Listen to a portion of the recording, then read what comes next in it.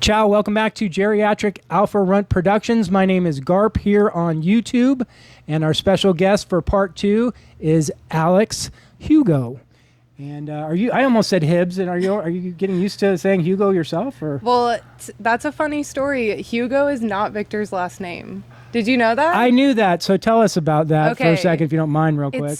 It's really awkward. So Victor's middle name is Hugo, and his last name is Costa Marcus. He has 2 last names, and I do plan on taking his last name. It's just awkward because on social media, if I change my name to Alex Costa Marcus, no one's going to know who I'm married to, because everything is Victor Hugo. Like, Victor and I dated for about 2 months, and I said one day, "What's your middle name?" And he was like, "Hugo." And I was like, "Who are you? What's your last name? I need to see some ID. I don't even know your name." Well, how does that work in Brazil? Don't they is Costa his mom's name and Marquez is his dad's name? Yep, exactly. So that's nice and respectful for the women to like not drop the woman's last name like that. My mom's got a great maiden last name. Her last name's Larocco, which translates to the rock in Italian. So my biggest crush. I love the last name Larocco. Yeah.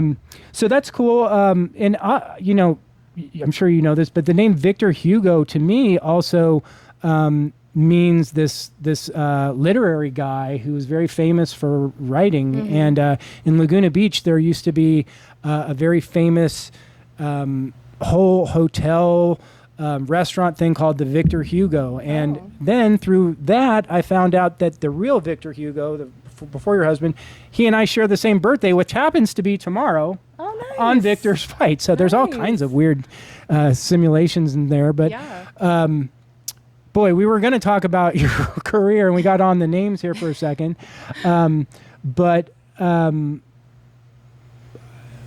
You're now Hugo, and Victor has 2 last names. So here in America, is his driver's license Victor Hugo?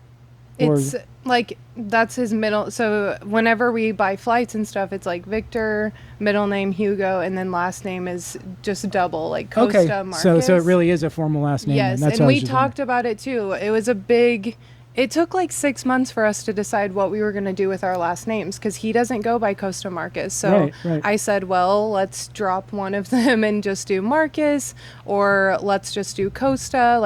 Or I even suggested drop your 2 last names and just have your name be Victor Hugo, and I'll change my name to Alex Hugo.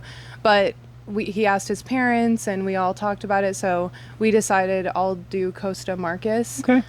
So I need to do that just whenever my passport expires. Well, I was going to say, you've got to go do that at the DMV and all that good stuff. Exciting. So fun. Yeah, women's stuff they get to do.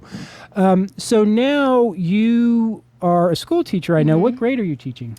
Yeah, I work at a small private school, and we don't do grades. It's mixed ages. Oh, no kidding. That's interesting. It's really, really cool. I love it. It's I work with the 4 to 7-year-olds, and I love it. They're the littles, so they still like love you. They still want to hug you. It's a great age. As soon as they get to be like 8, it's like something changes. They don't care about their teachers. They don't care about adults. Like they start to have drama. Yeah. Of course, my littles have lots of drama, but it's way different. But yeah, I'm basically a Montessori teacher. I'm not Montessori trained, but I have all the materials, and we help them. Basically, they're in my studio until they know how to fully read. Oh, wow. It's like you're a Spark. That's the name of my studio, is the Spark Studio. And then we have an elementary and a middle school. And my bosses right now we're building this 30,000 square foot school. It's almost done. Oh, wow. Yeah, I'm super excited for the new campus. Approximately where in it's in Spicewood. Oh, wow. Okay. Yeah, so off 71. There's so many private schools in our area now. I mean, I even noticed that there was like an athletic academic school in Hudson Bend. Have you heard of that one? I've heard of it, yeah. Does your school have any sort of a specialized focus at all, or is it just general education still? It's just general education. It's called Lake Travis Christian Academy. So we are Christian. We do on Wednesdays, we have chapel in the mornings. Cool. And then like every week I like to find a Bible verse and we talk about it. Basically, though, we work in sessions, so we do 6 weeks on, 1 week off. Oh. And this session, we're talking about athletes and sports. So I have freedom to do whatever I want. Like I'm going to take them to TFIB Cave. We're going to do a class with Coach Arash. I had my friend Allie is an amazing basketball player, so she taught them a practice yesterday.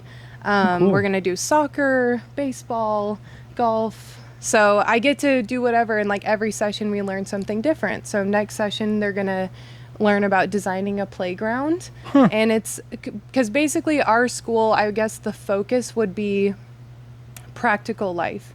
Like our school, of course we have academics, but they learn at their own pace. And then we try to really teach them real life things. Like our middle school, last session, they did a whole session about the chemistry of baking and cooking. So they have to learn chemistry, and then they have to learn how to make a recipe. Cool. They have to learn how to cook.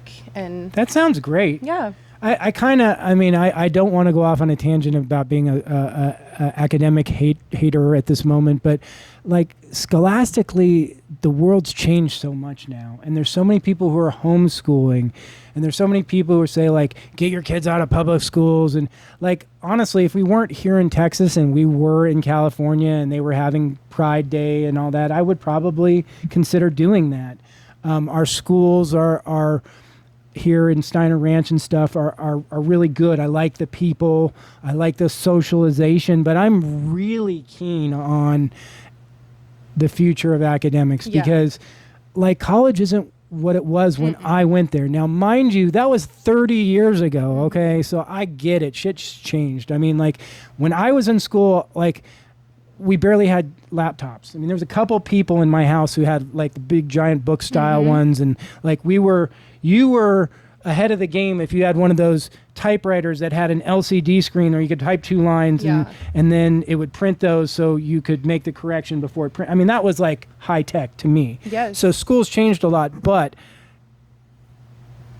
what's going on in the college campuses and stuff these days is really kind of concerning because aside from the politics, it's just the lack of free thinking. And that's what college used to be about, was nonconformity, free thinking, ability to have an opinion about stuff that's different than what the government's telling you. And have discussions, have open discussions. It's just scary stuff. It is really scary. Like I went to public school. I loved it, but I have a sister who's 7 years younger than me. And my mom said even whenever my sister started going to school, it was so different. Parents did not want to be on PTA, like Parent Teacher Association.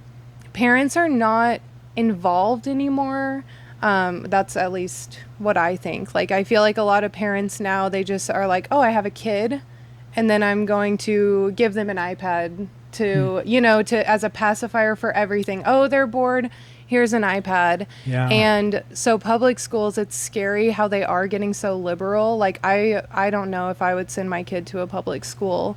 I would definitely take them to my school. I don't think I could homeschool. Yeah, I know. Homeschooling, that's need my the time. Most important thing about school, I think, is the socialization. At least for our son being an only child and hanging around with our old geriatric rears all the time, we need his ability to socialize. He's not getting that at home from brothers and sisters. So it's so important that at least at this age that he's going. But also what you were saying about like the technology, it's just crazy to me. They do not have textbooks anymore. At least this is what I've heard. I'm just saying I'm just regurgitating. But I have heard that basically textbooks are like non-existent anymore. Have you heard that? No. Because my little brother is 16.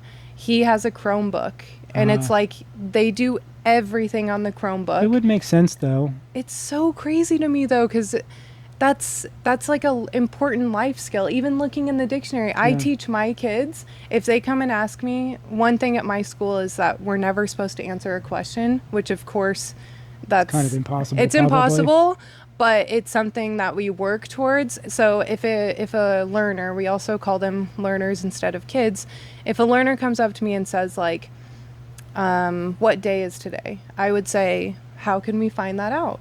And because we have tools, we have a calendar in the studio. We get them to really find the answers for themselves. And nowadays it's like, Alexa. I'm going to let me just look on my Chromebook. Let me look on my phone. Everything is Alexa. What time's it, Alexa? Yeah. What is the third planet from the sun? Like, it's all at your fingertips. Mm-hmm. Yeah. And, the crazy part is just that when you said the thing about the pad, it's like, it kind of hits me a little bit because I realize that our son is like, we're constantly competing with that pad. We're constantly, enough pad, come out of your room. Like, because that's what he wants to do. And part of me, like, can't be blind to the fact that we had video games, like, they were primitive as shit. But, like, my mom used to go, get off the Atari and go outside. And so it's not totally new, but, boy, with the way the technology is, it's really not lending these kids to like go out and play as much as they used to and things like that. No, That's it's for sure. not. I hope I already have, you're the perfect parent until you have kids. So I don't have kids yet. I'm the perfect parent. Right. But I already, last month, I went and bought a VHS TV. Oh, wow. And I've started collecting VHS tapes because I want to kind of raise my kids, hopefully, like a 90s kid. Because I was raised. It's a good time to be brought up. Yeah, I was raised with less technology even than my sister, who's only 7 years younger than me. It's crazy. Like, I didn't get a phone until I was 15, which nowadays is insane. Well, you almost can justify that they need a phone just for emergencies because the way the world is. They can have a flip phone. Yeah, just one that makes numbers that can't be online. Yeah. Because we know that's, I mean, like, and as soon as we talk about the phones, that's the really scary one because of that smartphone has ability for pornography and like, I mean, the most wild stuff that was inconceivable to me growing up in the 70s and 80s. I mean, like, God forbid somebody had a Playboy magazine. It was a big deal. And now it's like these kids have like this technology that allows them to potentially be looking at stuff that's just crazy. So yeah, and YouTube Kids even is like, for sure. I will see TikTok and I watch TikToks, but like I'll see a video that's talking about a parent will scroll on YouTube Kids and it comes up, of course it's animated, it looks like a kid's video, and it's sexual. It's, I had this one girl in my studio who would always kind of say dark things. She would say like, oh, I like blood, or I've seen videos with blood. And I'd be like, that is so alarming. Like, you are 6 years old, you should not be exposed to that, but it's because her mom would let her play like Roblox and let her watch YouTube all the time. And I'm like, this is just desensitizing. I feel like as a race, we are just becoming so desensitized to everything. Sure. Well, for sure. Because I mean, in light of the Epstein stuff that has come out, and like the things that are we now know are true, and yet people will protest in Minnesota over ICE agents, but we don't see any protests over people eating kids and molesting kids. And it's like the selective outrage on stuff is just mind-blowing, because nothing should be more important than protecting the youth of today. And it's like, I almost feel like a broken record talking like that, but I have a 10-year-old. It's really easy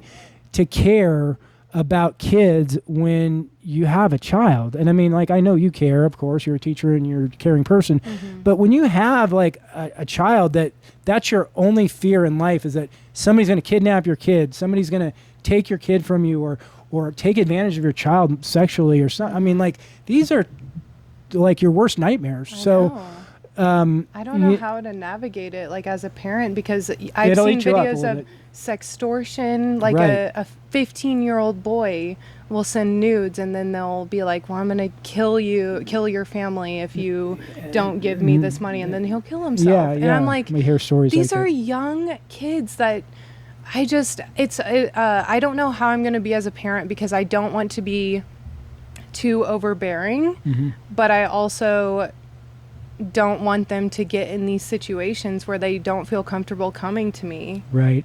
Like, I feel like my parents did a really good job with me. I always felt comfortable going to them with anything. I never felt like I was going to get in trouble. But at the same time, I was raised very strict. But I didn't go crazy. I also know a lot of like my high school boyfriend.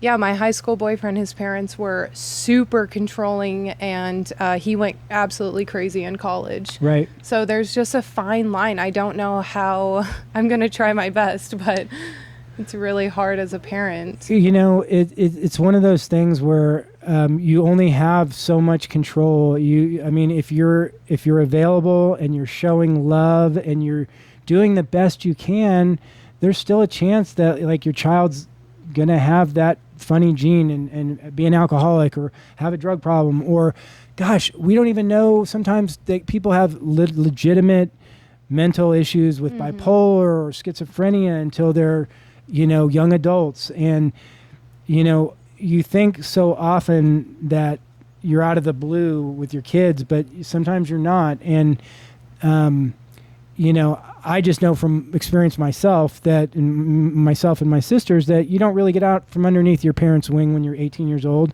If your parents love you, they're still taking care of you till you're old. And like I said, I mean, earlier, I got sober when I was 31. So you can imagine at 31, the shit that I had laid at my own feet, and my parents still never gave up on me. And it's not that there wasn't some tough love in there too, because, you know, when I always needed money, I would figure out a way to manipulate my parents to get money. And I'm not proud of that, but that's just a true fact of like my story in alcohol and drugs.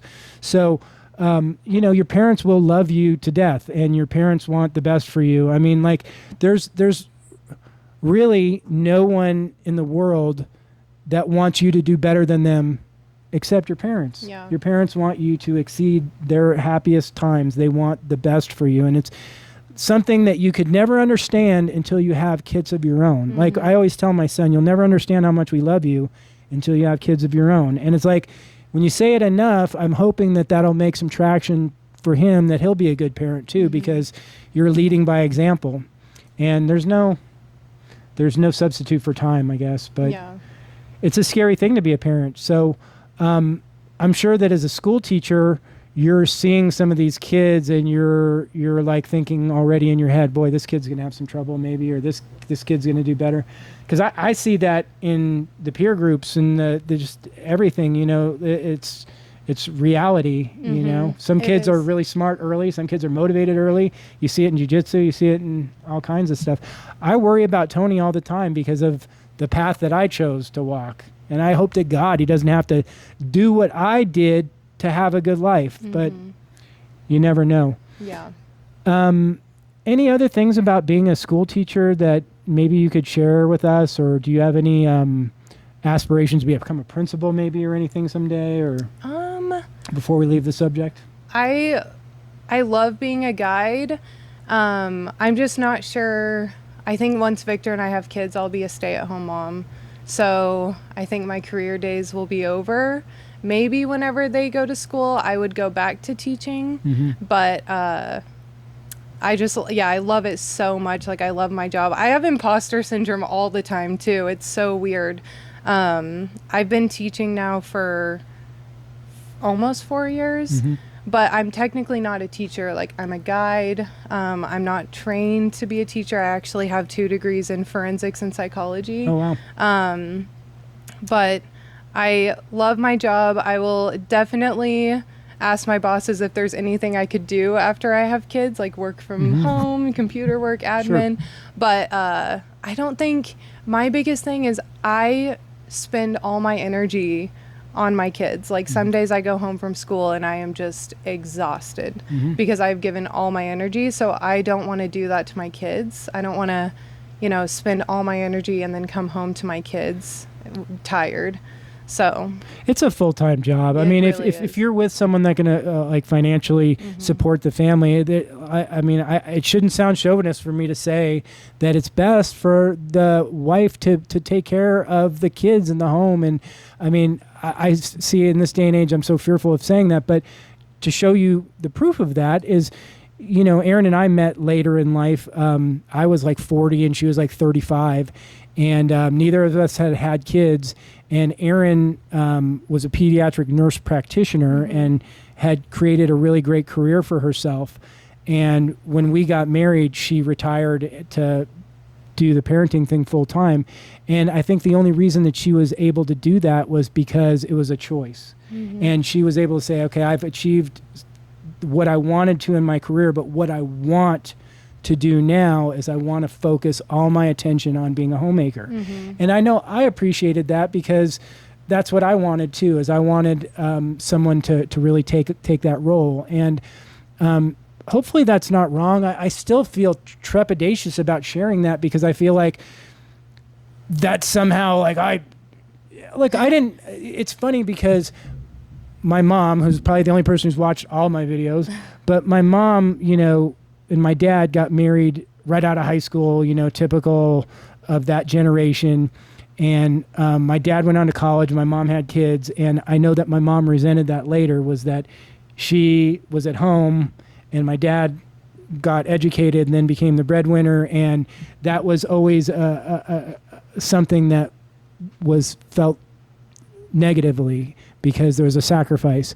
And I get it because, you know, with Erin, she was able, like yourself, to achieve certain levels in the career that you felt comfortable in, and you could make the choice then to do something different if you wanted to. So I think that's a perfect segue because you've got this great little side hustle that you do. Could you tell the audience about your bread business? Yeah, I have a little bread business. I named it Bread and Butter Sourdough Company. I think I started it 3 years ago. I brought Anthony is my most loyal customer. This is a sandwich loaf of bread. Anthony buys bread from me every week. Look at that funky shape. That's one of the things that Erin and I love the most about it is that it's so artisan and just like crazy shaped and fun sandwiches. And, I'm glad. And the best toast, really. Thank you. Without a doubt. I mean, I love supporting your business venture, but I wouldn't buy it if I didn't like it. We really like it. I eat it every day. It's like part of my routine now. How did you start baking? It's just a hobby, or? Yeah, I would say I've always liked baking, but same thing with yoga. It's like I'm kind of just, I want to do that. I'm going to just do it. And one day I was at the farmer's market and I saw they were selling sourdough starters. And I was like, I'm going to bake sourdough. And I just bought it. I had no clue you have to buy all these tools and stuff. Sourdough is super hard compared to just yeast. Oh, I didn't know that. Yes, sourdough is like, it took me a while to get it down. But I just started making bread, and then it's just so simple, but it's such a nice little luxury I love having fresh homemade sourdough at home every week. Victor will, like, you know, he'll be like, when are you baking more bread if we're out? We cannot be out of bread at our house. Right. But then I think Victor encouraged me. He's like, you should start selling your bread. So I just made that little logo and I named it Bread and Butter. I was advertising for a lot there for a while, like on Instagram, but I used to be an assistant teacher at my last school. So I had more like mental capacity, more time. Now that I'm the full-time guide, I do not advertise it. But if people ask me, I will definitely, I love like selling bread. I'm like, yeah, it's super laid back. Like, just text me, oh, I want some bread. I'll bring it to jujitsu, or I'll bring it to school. I would love to have a bakery or something, but that's such a, I couldn't work full time and do that. Big commitment, right? Because those people are like up all night long baking. Like being a donut, I know that being a donut person is like a brutal lifestyle that those guys live. Yeah. Now your bread, you make a few different types of loaves. Are they the same recipe and they just grow in different, like the sandwich, we like both, but we've been getting the sandwich loaf. How is that different than like the San Francisco bread like bowl? The bowl, like the regular artisan loaf. Okay. Yeah, the artisan loaf. It's so basically the artisan loaf that's actually my favorite. I haven't really eaten my own sandwich bread that much. I just prefer super good when it's the toasted. Regular. Thank you. But the regular loaf, the one that I really like, is just flour, water, sourdough, water. I already said that, salt. So it's just 4 ingredients, but it's like a process. I have to feed my starter in advance, and then I have to mix it, and then it takes a lot of time to rise, and it's a lot of planning. And then the sandwich bread, that's enriched. Like it has flour, water, sourdough, starter, sugar, a little bit of oil, and salt. So it just has a little bit more, it's a little bit softer and sweeter than the regular loaf. Have you noticed that? Yes, absolutely. You know, one of the things that has really made your product like such a focal point in our house, and I mentioned this to you, but I like to share it with the audience now, is that Aaron and I were given a really cool cake dish for a wedding gift, you know, like 15 years ago. And we put your bread in it, and it stays on the counter, and it's just such an appealing thing to always see it up there, and you can just go, like, we always kind of fight to cut it. I don't know why that's become a fun thing for us. We both get this big giant bread knife, and we both like, whoever gets it first, they usually like takes the cutting privileges. But yeah, for sure, that is a really cool thing about it. Have you ever thought about doing like one of those bread pickups? Like I see a lot of people now, they have like their like little home bakeries, and they put like make a bread box out or whatever, and stock it, and people just come by, and it's on an honor system, I guess. Yes, I have totally thought about that.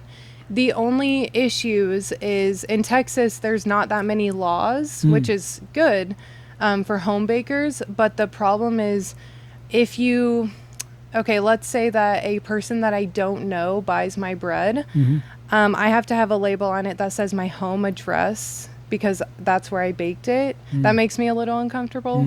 You have to have your phone number. And then, of course, the ingredients, which I would not care about sharing.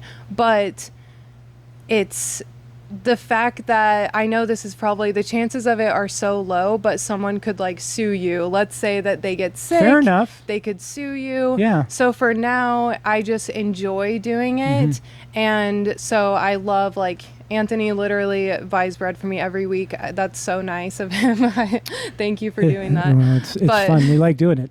Yeah, I have several people who would text me like, "Oh, I need bread," but they're flexible. I'm like, "Okay, it'll be ready in 4 days," because it's a lot of planning. So if I was to do a little stand or something, I would have to know that people are actually going to come get it, because I'm not going to spend all that time, and then I have all these loaves. Oh my gosh, right. Yeah. The wasted product.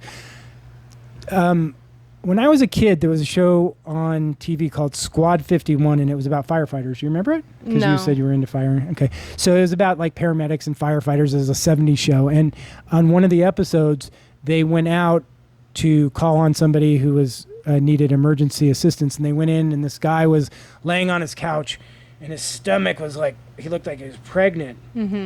And they were like questioning him, like, what happened? And he's like, well, I ate the bread before it got cooked. And then they're like, oh, it's rising in his stomach. And like he had this giant stomach, and like I don't really, but that's all I remember is the vision of that. And I like we're talking about, you mentioned bread rising, and it just came to my head. It's like I was thinking, like, so bread really rises, huh? Yeah. Like I didn't really get it. It's really, okay, I can tell you the process if you want. Like you mix all the ingredients, and it's kind of dry. And then with sourdough, this is of course just sourdough, because yeasted bread is so different. But sourdough, then you have to like stretch it. You're supposed to stretch it every 30 minutes, like 4 times. So that's again 2 hours of time. So I have to stretch it, and it starts to form the gluten, and it becomes like more hydrated. It's not as dry. Jeez. Then, and it also, like, let's say that this is the bowl, like it will only be up to here. And then after 8 hours, it'll be all the way up to the top. Oh, no kidding. Wow. And then I have to shape it, and then it has to rise again, because underproofed dough, underproofed bread is the worst. Underproofed bread is whenever it's really dense and hard.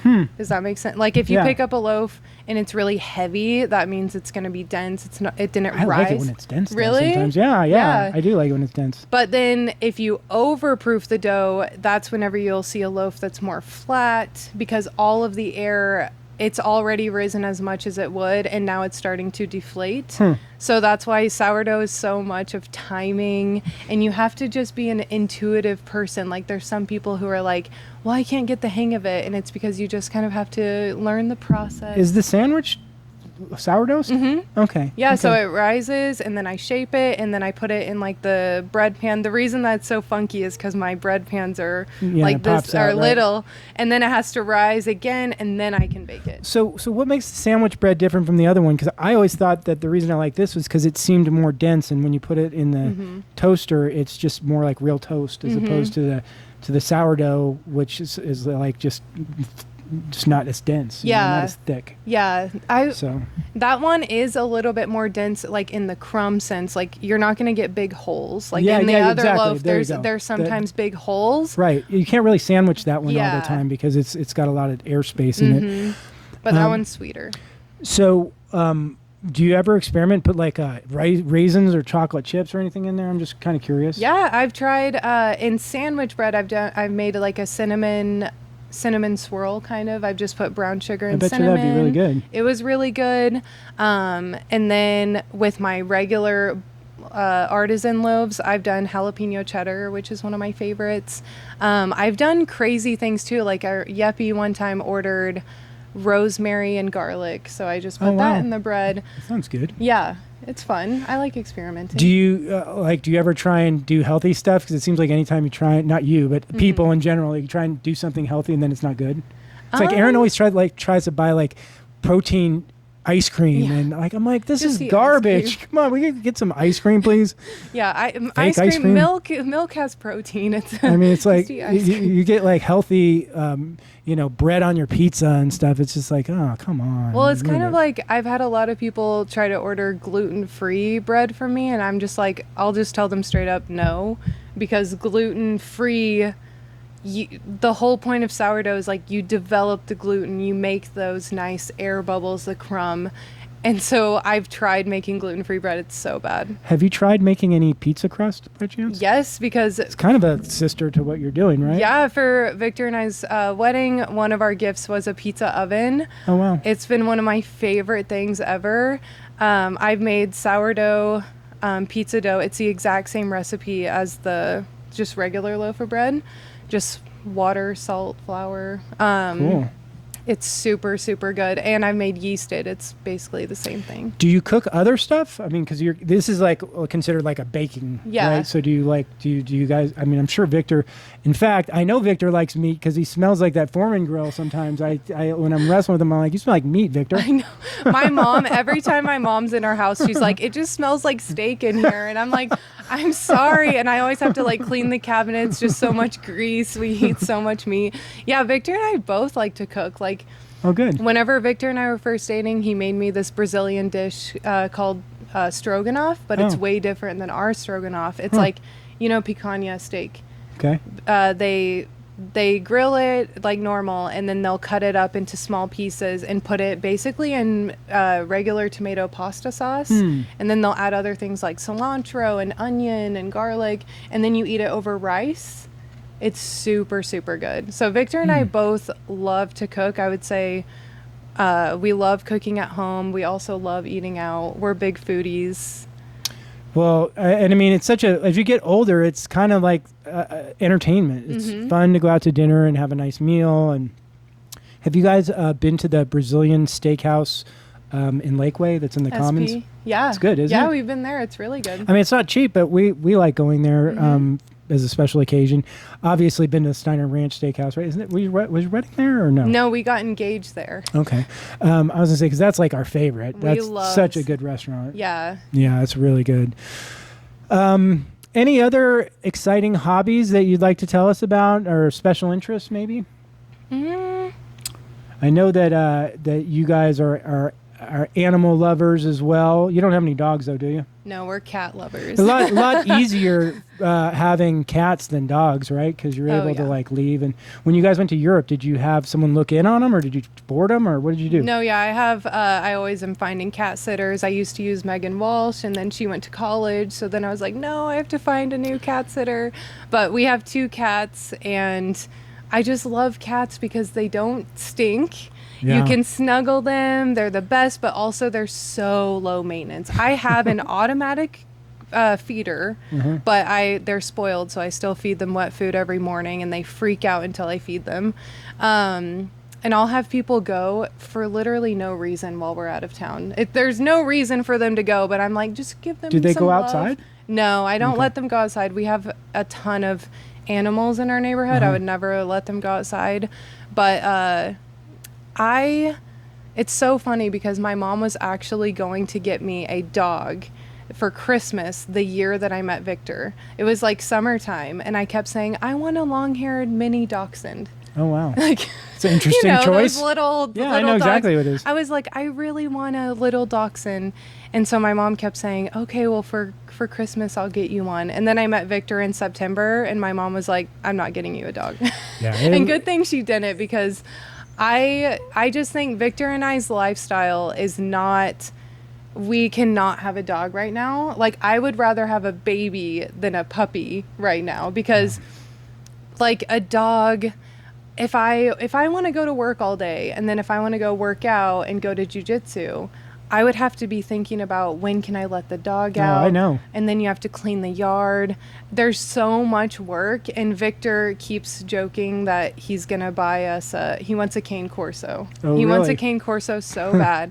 And I'm like, Victor, who is going to take care of that dog? Because I'm not really a dog person. That's just what I'll say. It's a big, not only stature, but a big commitment. That dog is very, like, you really need to be involved with a dog like that, because they will take over alpha on everyone and everything if you're not working with them. I mean, we have a Great Dane and a Frenchie, so it's a circus at our house, because we've got big and small. But I've always been a dog person, and it's just a big commitment. I mean, it's constantly, even today when we finish up, I got to scoot home because the dogs have been in for 2 hours since Aaron went and picked up Tony and had an event after school. Dogs have been in for 2 hours, and who knows what's going to happen next. So, it's like definitely a commitment, but dogs definitely are great. Cats, I've never been a cat person. How many cats do you have? We have 2. Okay, and are they male, female, or both? I have 2 girls. A girl posted on Facebook the summer that I met Victor that she found this little cat on the side of the road, and I was like, oh, I'm gonna go meet her. And then of course I took her home with me, and I named her Sharon. That's an interesting so name. I have Sharon, who's almost 6, and she's obsessed with me. And then 2 summers ago, Victor and I were like, we really want another cat. So we kept looking, and then we found this one cat on Austin Pets Alive, and she is polydactyl, so she has extra toes, and she's a really cool color, like she's calico and really cute. And so we went and got her. So now we have 2 girls, Betty and Sharon. Do they get along? I mean, like, cats, see, because I don't know anything about cats. Like, we have 2 female dogs, and they get along, but there's constant, like, tension and problems and la. Yeah, it was really hard in the beginning, for sure. Like, cats are different even than dogs. We kept Betty in a separate room. We used to live in a different house, and it was like really big, so we could have a whole room just for Betty. We put her in there for like 2 weeks, and you're supposed to start switching their scents. Like, I would take something from Betty's room, put it out where Sharon is, take something from Sharon, let Betty sniff it. And in the beginning, it was constant, like, hissing at each other, fighting. But now it's just so cute because they love to snuggle and they love each other. I will say that I'm not a dog person, but when we were in Milan, we met this amazing guy who hosted a seminar for Victor. And he has a pit bull and another kind of bulldog. And he was just saying how your love for a dog is just so different. Like, he was just really hyping it up, and it made I was like, wow, I kind of want a dog. And then I was texting my mom about it. I'm really close with my parents. And I was saying, if Victor and I got a dog, though, that would mean that for Christmas time, we would bring the dog with us. And my mom was like, hell no. Like, okay. You're not bringing this dog to our house. Cane Corso. Yeah, like right now, it's just not in the cards, but it does sound really nice because, cats, like my friend Marty says, he's like, cats' love is conditional. They For only sure. love you because you feed them. But in my mind, I'm like, no, Sharon loves me. Sharon. Well, and I say for sure, I don't know, but I mean, like when you walk in a door with dogs, there's the noticeable like, hello, we love you, you're wonderful. Do you get that from your cats? I do. Okay, yeah, some people do. So. Yeah, some people have really bad experiences with cats, and I don't know if it's my parenting Yeah. or if I just got lucky, but Sharon is like obsessed with me. If I'm sitting down even for 1 second, she is on my lap. Like, she's obsessed with me. That's great companion. I know everything about her. Like, I know she talks to me all the time too, which I know I sound like a crazy cat lady right now. But I feel like Sharon is kind of like a dog. And then we have Betty. And Betty, we always say that she has no brain. Betty with a Y or an I? A Y. Okay. Betty is just, she'll come and snuggle you if she's hungry. So again, conditional love. But Betty is more of a lone ranger, but Sharon is like my dog, kind of. Like, she acts, she knows too. It's so crazy. She is so smart. If I were to go home right now and you were with me and we opened the door, Sharon would be hiding. Like, she knows that you're with me.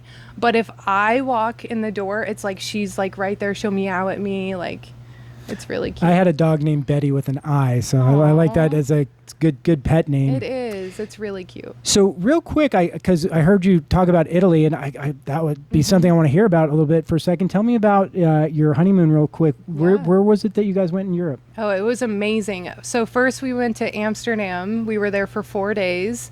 Victor taught 2 seminars, so I'm just kind of like walking around Amsterdam by myself, and it was super safe. It's so beautiful in It was Amsterdam. beautiful. I mean, everybody thinks of the red light district, and I mean, like, Amsterdam is so much more than the red light district. Yeah, and it was crazy to me too, because I felt like Amsterdam though was so much like the US. Like, everyone spoke English. I felt really safe walking. I could ask anyone for help. The directions were easy. But then after Amsterdam, we went to Rome. Rome. Chaos. Yeah, first of all, it was chaotic. Like, whenever you're walking on the sidewalk, you're just constantly dodging people, and everyone kept telling us, "Oh, it's the off season," and I'm like, "This is the off season. I can't imagine going in the summer," because we were there in November. So we went to Rome. Rome was absolutely amazing. We went to the Colosseum. Gosh, it sure is. And the Vatican, and then we went to Florence. In Florence, I would say I feel like we kind of were getting like tired of traveling. It's like you're home, you're away from home for so long. You're tired of spending money. You have to buy water bottles every day. You're like, I'm so tired of spending money on this dumb stuff that I could get at home so easy. And then finally we went to Milan, and Milan was awesome. And we met this awesome guy that I mentioned earlier. His name is TZ. He's a longtime black belt. Like, he knows Shanji, he knows everyone. He's been to Brazil, and he was so nice because he showed us the authentic food. We had like osso boko. I don't know what it's like raw beef, right? Yeah, and the food was amazing. And then we went to Switzerland just for like a day and a half because the flights were cheaper to come home, and Switzerland was really pretty. It is. But it was super expensive. Like, if you're at a restaurant, if you order like tap water, it'll be $6, no refills. I'm like, oh my gosh, that's socialism for you. Yeah, when you're done with your trip in Europe, you're like, get me home. I just want to be out of here for sure. Every time I go to Europe, I'm like, this is the last time. I'm never coming back. It was a really nice trip though. Like, we just had so much fun. Anybody who's never been to Italy really needs to go, because it's the architecture and the stuff is just astounding. So you were over in Florence. Did you make it down to the Amalfi Coast? Doesn't sound like you did. No, we didn't. But kind of a trek down there, but it's amazing. I would honestly say the most beautiful place in the world is like the Amalfi Coast in Italy, because it's almost like the Italian Riviera, like almost like a Hawaii-esque thing or something. It's amazing. It looks like a Disney set or something. I know that Victor's actually teaching camp in Sardinia in Oh, September. wow. How cool. So I'm hoping to go to that. It just sucks because it's like the second week of my school. So I'm gonna feel really bad taking off work, but I probably still am. Yeah. I can't pass up going to Sardinia for basically free. For sure. I So- mean, what a great opportunity. Yeah, that sounds really cool. And do it while you can, because gosh, once you guys have that baby, you're going to be stuck at home for 10 years. I know, but my mom is like, oh, you guys will still go on trips. I'll watch the baby. Like, Right. My parents are super involved, so. And I mean, but you won't want to leave your I child know. until you're at least like 5, until Yeah. they're enough that your kids are like, oh, no, mom, go. I want to be a Grammy. And you're Yeah. like, fine, I'll leave. So you can stay with Grammy for a while. Yeah. Well, listen, I have really enjoyed talking with you today. Thanks so much for coming in. Thank you for having me. As I always say, please like, subscribe, share, comment, do what we need you to do to help us to grow. Thanks so much for watching.